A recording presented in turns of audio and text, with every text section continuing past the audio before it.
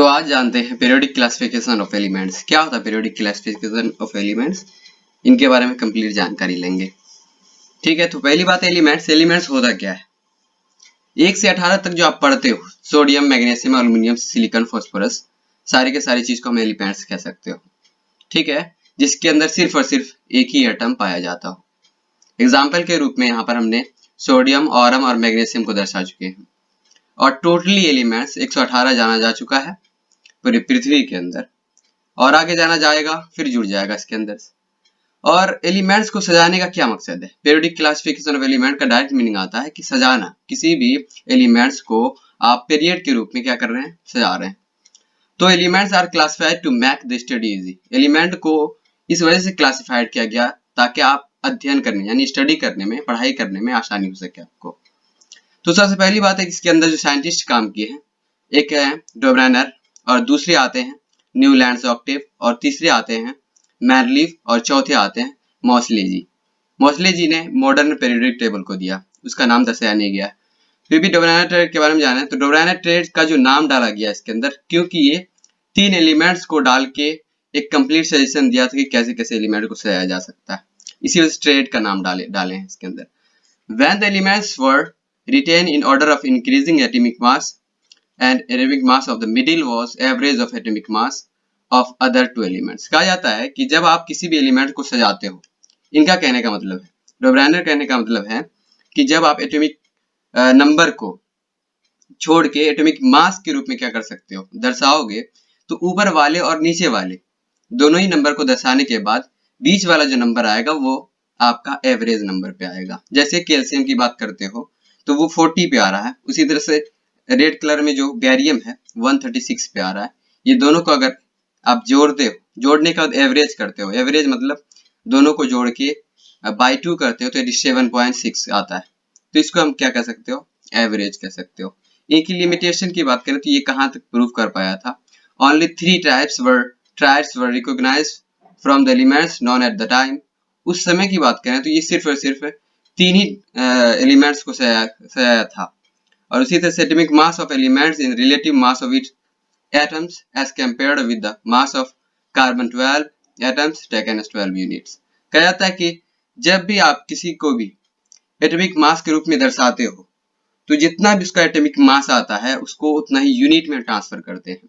जैसे कि कैल्शियम की बात करते हो, कैल्शियम 40, एटॉमिक मास नंबर क्या है, 40 है, तो इसको क्या कर सकते हो आप, इसका जो यूनिट कितना होगा, 40 होगा।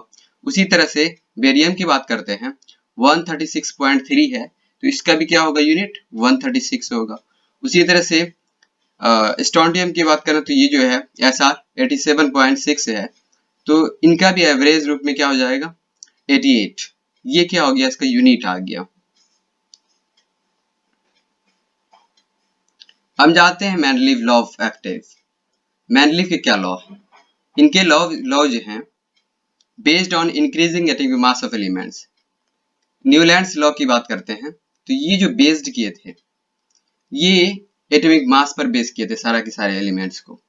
When elements are arranged in order, it was found that every 8th element has properties similar to that first properties of sodium and lithium are the same। कहा जाता है कि जब आप किसी भी एलिमेंट को सजाते हो, सजाने के बाद न्यूलैंड्स का ये जो ऑक्टेव रूल था, इनके अनुसार पर इनका कहना था कि जब भी आप एलिमेंट को सजाते हो तो हर 8वां एलिमेंट एक जैसा होगा, उसका जो मतलब कि एटॉमिक मास होगा सेम होगा, उसका जो नेचर होगा सेम होगा। और उसी तरह से इसकी लिमिटेशन की बात करें तो ये लिमिटेशन है कि applicable only up to calcium. इनकी जो लिमिटेशन ये थी कि जब ये दर्शाए थे पूरे एलिमेंट्स को तो ये कैल्शियम तक ही दर्शा पाए थे, उससे ओवर नहीं दर्शा पाए थे। और properties of new elements could not fit in it. और जो प्रॉपर्टीज थे न्यू एलिमेंट्स, जो भी न्यू एलिमेंट्स इसके अंदर जोड़ा गया था वो इसके अकॉर्डिंग पर फिट नहीं आ पा रहा था, ये लिमिटेशन था उनका। और उसी तरह से its sums case properties of elements were not same as defined by octave। बहुत सारे एलिमेंट ऐसा भी था जो ऑक्टेव रूल के द्वारा डिफाइन नहीं किया जा सकता था। उसी तरह work will only on the lighter elements, और इनका जो लिमिटेशन था कि ये सिर्फ और सिर्फ लाइटर एलिमेंट के लिए ही मतलब कि कंप्लीट कर पाए थे हर एक काम को। और ये 4 काम जो था इनका लिमिटेशन था। और अब जानते हैं मैंडलीव्स के बारे में, मैंडलीव्स क्या कहता है, ठीक है। लेकिन इनके अनुसार, न्यूलैंड्स के अनुसार एक बात और थी कि ये न्यूलैंड्स जो थे ये कह दिए थे कि लिमिटेशन के अनुसार पे आगे कोई और एलिमेंट नहीं आ सकता है। लेकिन जब ये मैंडलीव जी आए तो इसने बहुत सारी बात को समझाया, बहुत सारी बात को बताया। तो इनके बारे में जानते हैं। The properties of elements are periodic function of their atomic mass, Mendeleev periodic tables based on chemical properties of elements. कहा जाता है कि सबसे पहली बात है, ये जो पीरियोडिक फंक्शन किया था सारा का सारा प्रॉपर्टीज को, ये भी एटॉमिक मास के रूप में ही डिफाइन किया था। और इनके जो टेबल थे ये भी बेस क्या चीज पे थे, केमिकल प्रॉपर्टीज ऑफ एलिमेंट्स पे। केमिकल प्रॉपर्टीज उनका जैसा था उनके अनुसार पे बेस करके ये अपने पीरियोडिक टेबल को सजा दिया था। उसी तरह से कंटेन 8 वर्टिकल कॉलम, इसने अपने इसके अंदर पीरियोडिक टेबल के अंदर 8 वर्टिकल कॉलम डाला था और उसी तरह 7 हॉरिजेंटल कॉलम रॉज डाला था, ठीक है। उसी को मैंडलीव पीरियोडिक टेबल कहते हो। और उसी तरह achievement of Mendeleev periodic table, इनकी अचीवमेंट की बात करें तो बहुत सारे अचीवमेंट इसने किया था और बहुत सारी बात को बता दिया था कि ऐसा ऐसा होने वाला, आगे चल के इतना इतना दूर तक आप जा सकते हो। और बहुत सारी जगह को खाली किया था ताकि आप किसी भी एलिमेंट्स को इसके अंदर शेयर कर सको। Elements with similar properties could be group together, some gaps were left for the undiscovered elements. इसने बहुत सारी जगह को भी छोड़ दिया था ताकि क्या कर सके आप, जो डिस्कवर नहीं हुआ था एलिमेंट उसको भी क्या कर सके, उस जगह पर आप फिट कर सके। तो इनके सजेशन में ये था कि आगे चल के क्या होगा कि जरूर होगा कोई ना कोई एलिमेंट जरूर इस पृथ्वी के अंदर आएगा जिसको ज्वाइन करना होगा इसके अंदर, जिसकी वजह से इसने पहले ही आपको बता दिया क्या कि इस बीच में जो गैप छोड़े हैं इस गैप के अंदर क्या आएगा, कोई ना कोई एलिमेंट आ जाएगा। उसी तरह novel gases could be placed without disturbing the existing order.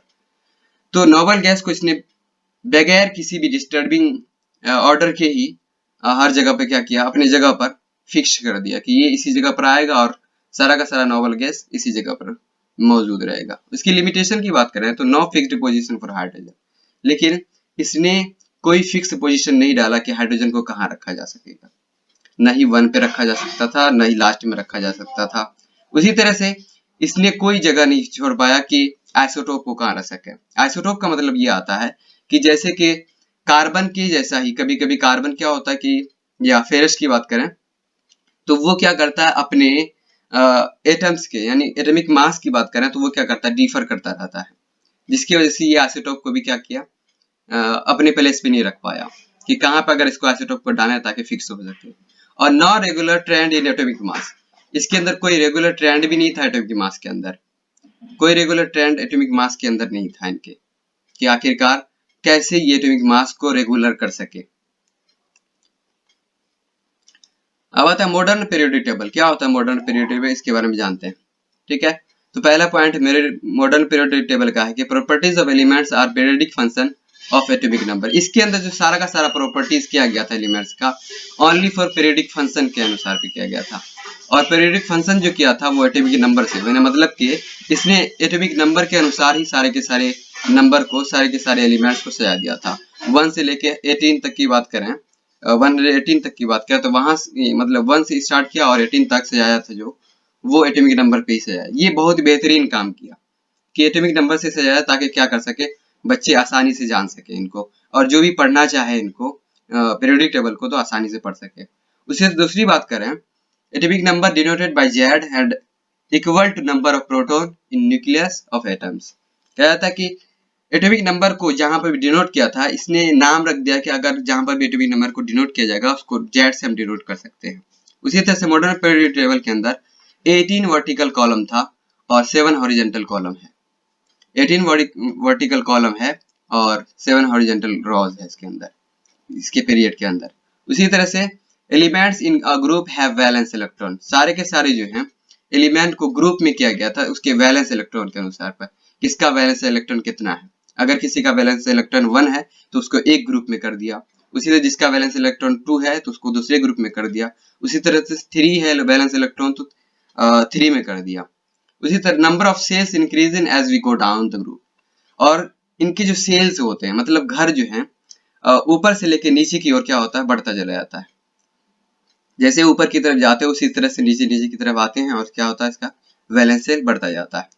तो आप अगर ये समझ नहीं पा रहे हो सेल क्या होता है तो घर क्या होता है, तो आप एक बार बेसिक क्लास को देख सकते हो। और elements in periodic have same number of shells, इनके जो एलिमेंट्स थे सबके जो नंबर ऑफ सेल थे सेम जैसे थे। एक पीरियड की बात करें, पीरियड में सारे के सारे नंबर ऑफ सेल एक थे, लेकिन जब पीरियड को डिफर करते थे, जैसे पीरियड अलग होता तो क्या होता तो उसका फिर सेल बदलता जाता। लेकिन एक पीरियड के अंदर सिंपल, जब एक पीरियड स्टार्ट करते हो उसके अंदर सारा का सारा जो सेल होगा एक ही होगा। अगर जिसके अंदर 2 सेल है तो 2 सेल बढ़ता बढ़ता बढ़ता लास्ट तक जाएगा। मतलब 1 से लेके 18 तक जो जाते हो पीरियोडिक टेबल के अंदर सारा का सारा सेल बराबर होगा एक पीरियड के अंदर। उसी तरह से इस period marks new electronic shells getting filled. हर एक जो पीरियड था इसका जब ये मार्क्स कर रहा था कि हर एक इसमें जो है क्या कहते हैं इलेक्ट्रॉनिक सेल्स के अंदर एक नया नया क्या होगा कि कोई ना कोई इलेक्ट्रॉन फिल होगा, लेकिन उसका सेल बढ़ेगा नहीं। उसी तरह से number of electron place in particular period depend upon the fact that how electrons are filled into the various sales.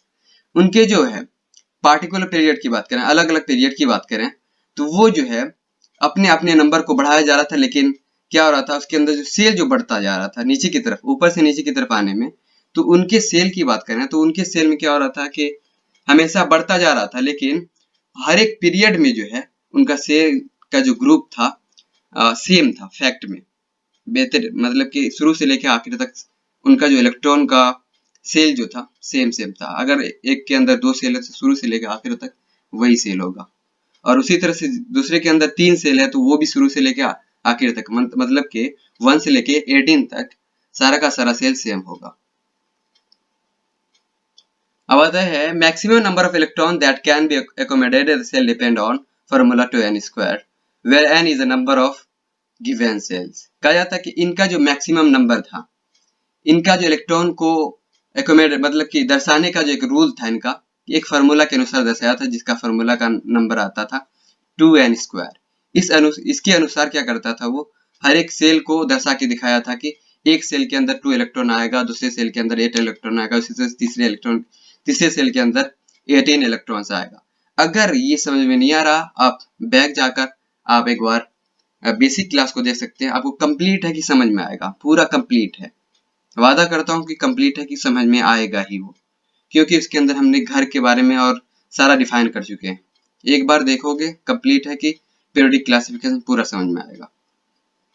अब आता है position of element in periodic tables tell about its reactivity. हर एक जो एलिमेंट है इसके अंदर जो है टेबल के अंदर जो दर्शाया गया सब अपने अपने रिएक्टिविटी के अनुसार भी दर्शाया गया, ताकि आपको पता हो सके कि कौन ज्यादा रिएक्टिव होगा कौन कम रिएक्टिव होगा।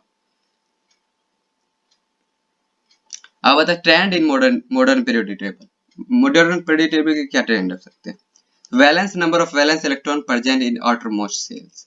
अब वैलेंस नंबर क्या होता है? वैलेंस नंबर वो नंबर होगा जो आउटरमोस्ट पार्ट सेल में जो मौजूद होगा, मतलब सबसे लास्ट आखिरी घर में जो मौजूद होगा उसी को वैलेंस नंबर कहेंगे या वैलेंस इलेक्ट्रॉन कहेंगे। ठीक है, जैसे कि अगर हीलियम लेते हैं या आप सोडियम की बात करते हैं तो 2 पहले घर में भरते हो, ठीक है, दूसरे घर में 8 भरते हो, 2 8 10 हो जाता है, उसी तरह तीसरे घर में 1 भरते हो। ये जो 1 भरे हो लास्ट घर में उसी को वैलेंस इलेक्ट्रॉन कहते हैं। आप बैक जाके देख सकते हो। उसी तरह से एटॉमिक साइज की बात करते हैं। Atomic size refer to radius of an atoms. Atomic size किसी का भी हो वो क्या दर्शाता है कि आपका रेडियस कितना बड़ा हो सकता है। रेडियस का मतलब हो गया वो कितना फैल सकता है, कितना बड़ा हो सकता है, एटॉमिक साइज। और ये भी दर्शाया जा सकता है आपको सेल से। अगर एक बार आप सेल को समझ लेते हैं ना तो आपका जो एटॉमिक साइज भी मतलब कि कोई ये नहीं होगा, मतलब आपको कोई दिक्कत ही नहीं आएगा एटॉमिक साइज क्या होता है, कि कौन बड़ा होगा कौन कम होगा कौन ज्यादा होगा, वो आप कंटिन्यू कर सकते हैं। उसी तरह the atomic size of radius decrease in moving from left to right along a period due to increase in nuclear charge। कहा जाता है कि एटॉमिक साइज जो होता है किसी का भी एटॉमिक साइज है, अगर पीरियड की बात करें, अगर आप लेफ्ट से राइट की तरफ जाएं मूव करें तो उसका जो एटॉमिक साइज क्या होगा, ये डिक्रीज करता चलाएगा, कम होता जाएगा। कम क्यों हो रहा है? क्योंकि उनके जो चार्ज हैं बढ़ते जा रहे हैं, न्यूक्लियर चार्ज बढ़ते जा रहे हैं, जिसकी वजह से क्या होता है मतलब कि न्यूक्लियस वाला जो भाग होता है, अंदर वाला जो भाग होता है, बीच वाला, वो क्या करता है, बाहरी वाले सेल को अपनी ओर खींचने की करने की कोशिश करता है, जिसकी वजह से उनके जो सेल होते हैं धीरे धीरे छोटे होते चले आते हैं। इसका मतलब ये आता है कि जब आप 1 से लेके 18 की तरफ जाते हो, 1 2 3 4 5, तो क्या होगा कि 1 वाला जितना बड़ा होगा वो 2 वाला बड़ा नहीं हो सकता है। उसी तरह से अगर 11 वाला जितना बड़ा होगा 12 वाला उससे थोड़ा छोटा होगा, उसी तरह से 13 वाला उससे थोड़ा छोटा होगा, 14 वाला उससे थोड़ा सा और छोटा होगा, इस टाइप से करके छोटा छोटा होता चला जाएगा, क्योंकि उनके पास जो चार्ज है वो चार्ज क्या हो रहे हैं, ओवर होते जा रहे हैं, बढ़ते जा रहे हैं, चार्ज तो बढ़ते जा रहे हैं, सेल तो उतना ही बड़ा है, वो क्या करेगा, हर एक सेल को खींचने की कोशिश करेगा। अब आता है atomic size increase down the group because new shells are being added as we down the group. और एटॉमिक साइज की बात करें तो वो क्या होगा, जब आप ग्रुप के रूप में जाएंगे, नीचे की तरफ जाएंगे, तो क्या होगा कि एटॉमिक साइज धीरे धीरे बढ़ता चला जाएगा, क्योंकि उसके सेल बढ़ते चले जाएंगे। सेल ज्यो ज्यो बढ़ेगा तो क्या होगा, उनकी जो साइज है ग्रुप के अनुसार में बढ़ता चला जाएगा।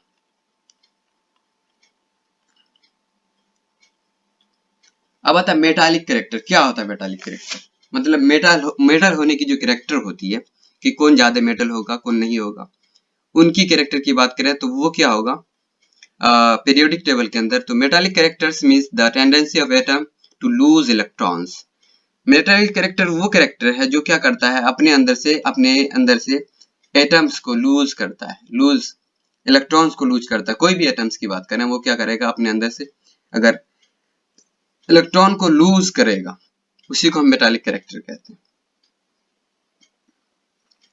अब metallic character decrease across the period, period के अनुसार पे क्या होगा, मेटालिक कैरेक्टर क्या होगा, डिक्रीज होता चला जाएगा।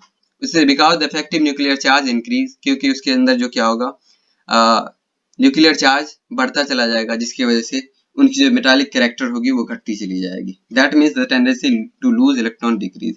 इसका मतलब ये आता है कि उनके अंदर से जो इलेक्ट्रॉन को लूज करने की जो प्रवृत्ति है वो घटती चली जाएगी। मतलब कि अगर सोडियम हुआ 11 नंबर पे है सोडियम,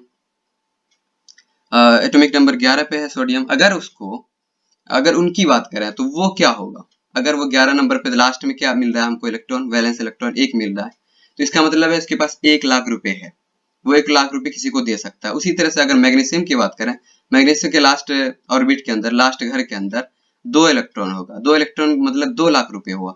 2 लाख रुपए देने की जो कैपेसिटी होगी थोड़ी सी कम हो जाएगी, क्योंकि कि वो पहली बात है कि न्यूक्लियस से खींचा जाएगा, और दूसरी बात है कि जब लास्ट में 2 इलेक्ट्रॉन आया तो 2 लाख रुपए हो गया उसके पास। जब 2 लाख रुपए होगा तो 2 लाख रुपए किसी को देने में थोड़ा सा प्रॉब्लम होगा उसको, कि हम 2 लाख रुपए कैसे दे सकते हैं किसी को भी।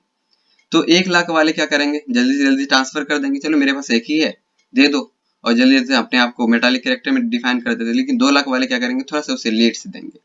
अब metals are electropositive as they tend to lose electrons while forming bonds. Metals की बात करें तो ये जब भी आपका बॉन्ड फॉर्म करता है, बॉन्ड फॉर्म किसे कहते हैं, जब सोडियम से क्लोरीन मिल जाए, सोडियम क्लोरीन मिल जाए तो ये बॉन्ड फॉर्म कर रहा है। तो मेटल क्या ये पॉजिटिविटी दिखाएगा, अपना जो रंगत दिखाएगा, इसके अंदर इलेक्ट्रोपॉजिटिविटी दिखाएगा। लेकिन क्लोरीन जो क्या करता है, लेने की कैपेसिटी रखता है, वो क्या करेगा, निगेटिविटी दिखाएगा। लेकिन मेटल की बात करें तो पॉजिटिविटी दिखाएगा, क्योंकि जब ये दोनों बॉन्ड बनाएगा किसी भी नॉन मेटल से, तो क्या बनाएगा, वो अपने आप को पॉजिटिव कर लेगा, क्योंकि उसको देने की कैपेसिटी और किसी को दे देगा। तो वो अपने अंदर जो है एक चीज को दर्शाएगा कि क्या चीज का, कि हम क्या है, पॉजिटिव है। अब आता है metallic character increase as we down a group as effective nuclear charge is decreased, metals are electronegative then tend form bond by gaining electrons। कहा जाता है कि जब आप क्या कहते हैं ग्रुप के अंदर ऊपर से नीचे की तरफ आते हो तो क्या होता है, उसका मेटेलिक कैरेक्टर क्या होती है, बढ़ती चली जाती है। मेटालिक कैरेक्टर अगर बढ़ती जा रही है, इसका मतलब यह क्या, घर बढ़ गया। जब घर बढ़ा तो उनकी जो कैपेसिटी, बीच वाले न्यूक्लियस की जो पावर थी वो धीरे धीरे घटती चली जा रही है, और वो उसका घर बढ़ता जा रहा है। जब घर बढ़ता जा रहा है तो क्या होगा कि उसकी जो मेटेलिक कैरेक्टर है वो भी बढ़ती चली जाएगी, और वो देने की कैपेसिटी ज्यादा रखेगा। सोडियम के बनिस्बत नीचे वाला जो भी होगा वो ज्यादातर कैपेसिटी ज्यादा देगा कि हम जल्दी जल्दी क्या कर लें, मेटेलिक कैरेक्टर में चले आए। Metal are found on the left side of the periodic table. Metal जो है फाउंड होता है हमेशा लेफ्ट साइड में, पीरियोडिक टेबल के लेफ्ट साइड में आपको मौजूद रहेगा, while non metals are toward the right hand side of the periodic table. हालांकि नॉन मेटल जो है वो आपको लेफ्ट साइड में नहीं, राइट साइड में मौजूद होगा। राइट हैंड साइड में आपको नॉन मेटल और लेफ्ट हैंड साइड में आपका मेटल मौजूद होगा। आप पीरियोडिक टेबल को देख सकते हैं। उसी तरह से in the middle we have semi metals और metalloid because they exhibit some properties of both metals and non metals. और जो बीच वाले भाग में मौजूद होगा उसे हम सेमी मेटल्स कह सकते हो या मेटलाइट कह सकते हो, क्योंकि इसके अंदर जो है मेटल की भी कैरेक्टर है और दूसरी नॉन मेटल की भी कैरेक्टर्स है, इस वजह से सेमी मेटल्स या मेटलाइट कह सकते हैं। अब आता है oxide of metals are basic in nature. Oxide किसी भी मेटल्स का जो ऑक्साइड बनेगा, जब भी वो ऑक्सीजन से रिएक्ट करेगा तो उनका जो नेचर होगा वो बेसिक होगा। और उसी तरह से नॉन मेटल की बात करें तो वो क्या हो जाएगा, उसका जो नेचर हो जाएगा एसिडिक हो जाएगा। डेरिवेशन पीरियोडिक प्रॉपर्टीज क्या होती है? खिंचाव। किसी भी पीरियोडिक प्रॉपर्टीज की बात करें तो उनके क्या खिंचाव हो सकते हैं? पहली बात, अगर किसी की प्रॉपर्टीज एटॉमिक साइज से डिफाइन करते हैं तो क्या होगा, ठीक है। तो एटॉमिक साइज देखेंगे कि पीरियड में क्या हो रहा है और ग्रुप के अंदर क्या हो रहा है। एटॉमिक साइज जो पीरियड में जो होगा तो वो डिक्रीज करता जाएगा। क्यों डिक्रीज करेगा? इस वजह से कि उसका जो न्यूक्लियर चार्ज होगा, मतलब उसका जो एटॉमिक नंबर जो होगा वो बढ़ता जाएगा, जिसकी वजह से जो न्यूक्लियस के बीच वाला जो भाग होगा, जो मैन होगा, वो क्या करेगा कि आपकी जो बाहरी वाले सेल को क्या करता है, अपनी ओर खींचने की कोशिश करना शुरू कर देगा, जिसकी वजह से उनकी जो एटॉमिक साइज होगी वो क्या हो जाएगी, घटती चली जाएगी। लेकिन ग्रुप की बात करें तो वो क्या करेगा, अपने आप को इंक्रीज करेगा, क्योंकि उसके अंदर जो है सेल बढ़ता जा रहा है। सेल बढ़ने के बाद क्या होगा, जब जो घड़ बढ़ेगा तो उनकी जो खिंचाव होगी, बीच वाले न्यूक्लियस की खिंचाव क्या होगी, कम होती चली जाएगी, जिसकी वजह से उनकी जो वेरिएशन जो होगी ग्रुप के अंदर बढ़ती चली जाएगी। एटॉमिक साइज बढ़ता बढ़ता बढ़ता और भी बड़ा हो जाएगा due to increase in distance between outermost electron and nucleus, क्योंकि इसके बीच में जो है आउटर मोस्ट जो इलेक्ट्रॉन जो है और न्यूक्लियस, ये दोनों के बीच में काफी गैप बच जाता है, जिसके वजह से क्या होता है, डिस्टेंस रहने के कारण, दूरी रहने के कारण इनकी जो साइज बड़ी हुई नजर आती है। बड़ी हुई नजर आने का मतलब ये आ गया कि एटॉमिक साइज क्या हो रहा है, बड़ा होता जा रहा है। बड़ा क्यों होगा, क्योंकि इनके सेल भी बढ़ते चले जा रहे हैं। अब आता है मेटालिक कैरेक्टर। पीरियड की बात करते हैं तो पीरियड में क्या करेगा, डिक्रीज करता जाएगा। उसी तरह से ग्रुप की बात करें तो उसमें इंक्रीज करेगा, ठीक है। तो डिक्रीज क्यों कर रहा है, मेटालिक कैरेक्टर क्यों डिक्रीज कर रहा है पीरियड में, क्योंकि इनके जो न्यूक्लियर चार्ज हैं वो क्या कर रहे हैं, lose of valence electron decrease हो रहा है, मतलब कि बाहर की जो इलेक्ट्रॉन जो है मौजूद है वो क्या कर रहा है, अपने आप को लूज करने की टेंडेंसी कम करती जा रही है, जिसकी वजह से इसकी मेटालिक कैरेक्टर कम होती जा रही है। लेकिन अगर इनकी बात करें, ग्रुप की बात करें, ग्रुप में क्या होगा, वो इंक्रीज करता जाएगा।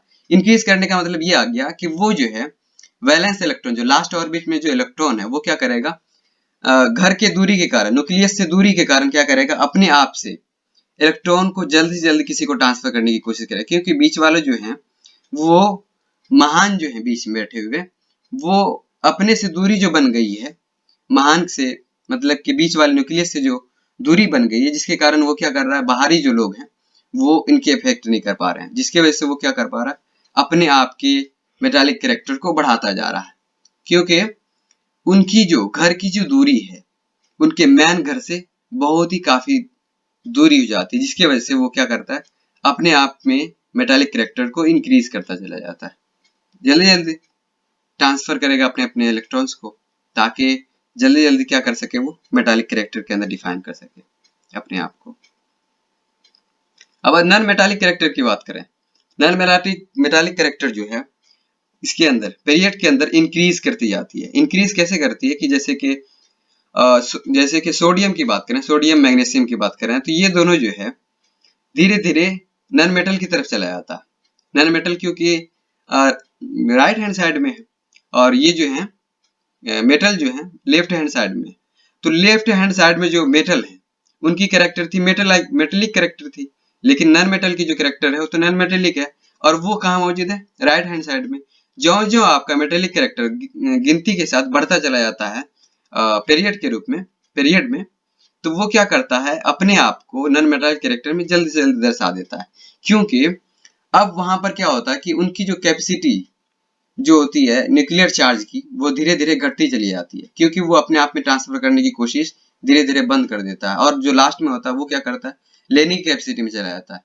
तो इसका मतलब ये आ गया कि वो बाहरी वाला जो भी होगा तो उसके अंदर टेंडेंसी आ गई कि अब लेंगे, जब लेने की कैपेसिटी आती है उसके नॉन मेटालिक कैरेक्टर कहते हैं। नॉन मेटालिक कैरेक्टर में क्या करेगा, सारा का सारा इलेक्ट्रॉन को अपने आप में गेन करेगा, ताकि क्या कर सके, अपने आप को नॉन मेटालिक कैरेक्टर कर सके। लेकिन अगर ग्रुप की बात करें, ग्रुप में क्या करता है, ऊपर से नीचे की तरफ आने की तरफ, तो उसकी जो कैरेक्टर होती है वो क्या होती है, कम होती है, लेकिन गेन जो इलेक्ट्रॉन्स है वो भी क्या हो जाती है, बढ़ जाती है। लेकिन अगर इसकी बात करें, क्लोरीन की बात करें, तो अगर क्लोरीन जो ऊपर से नीचे की तरफ आता है तो उनकी जो गेन ऑफ इलेक्ट्रॉन जो है वो डिक्रीज करती चली जाती है, क्योंकि जो भी नॉन मेटालिक कैरेक्टर में तो वो अपने आप में ये कोशिश करते हैं कि हम क्या करें, अपने आप में गेन करने की कोशिश करते हैं, लेकिन वो क्या करता है कि नीचे की तरफ आने के बाद, सेल बढ़ने के बाद वो क्या करता है कि अपने आप की में जो बाहरी इलेक्ट्रॉन जो होता है वो क्या करता है, बाहरी इलेक्ट्रॉन वाले सोचते हैं कि हम भी किसी से जाके मिल जाएं, जाके मिल के हम कुछ नया कर लें, तो वो कैपेसिटी रखने लगता है कि हम क्या करेंगे, गेन नहीं करेंगे, हम किसी को देने की कैपेसिटी रखेंगे। इस वजह से गेनिंग कैपेसिटी किसी भी नॉन मेटल की घटती चली जाती है नीचे की तरफ, due to decrease in effective nuclear charge, tendency to gain electrons decrease. यहाँ पर क्या होती है कि जब भी आप ग्रुप की तरफ जाते हो नीचे की तरफ, तो उसके अंदर वही गेन की जो टेंडेंसी होती है वो धीरे धीरे डिक्रीज करती जाती है, क्योंकि उसके न्यूक्लियर चार्ज भी इफेक्ट हो रहे हैं, न्यूक्लियर चार्ज बढ़ते जा रहे हैं, और उनकी जो सेल है वो भी बढ़ती जा रही है, जिसकी वजह से वो क्या करेगा, अपने आप में वो डिक्रीज करेगा, ताकि क्या कर सके हम नॉन मेटालिक कैरेक्टर में ना जा सके।